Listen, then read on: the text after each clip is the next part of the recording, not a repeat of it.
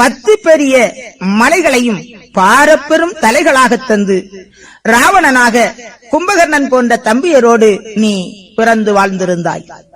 அந்த வேளையிலும் 3.5 கோடி வரங்களை பெற்ற அதிகாரத்தினாலே யாரையும் மதிக்காமல் 3 லோகத்துக்கு அரசனாக விளங்கியிருந்தார்.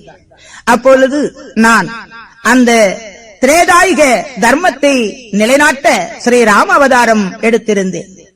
அந்த வேளையிலே என்னுடைய தேவியாம் ஆதிசீதா லட்சுமியை நீ சிறை எடுத்தாய்.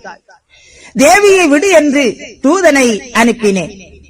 உன்னோடு பிறந்திருந்த தம்பி விபூஷணன் உனக்கு அந்த யுகத்திலே புத்தி சொன்னான். அந்த புத்தியும் கேளாமல் என் தேவியையும் நீ விடாமல் வைத்திருந்த காரணத்தினால் ராமனாக நின்று 70 வெள்ளம் வானர ஜைனியங்களோடு வந்து ராமசரத்தால் உன்னை வீழ்த்தினேன். அப்பொழுது என் பேரிலே நீ குறை சொன்னாய். உன்னால் என்னை கொல்ல முடியவில்லை ராமா.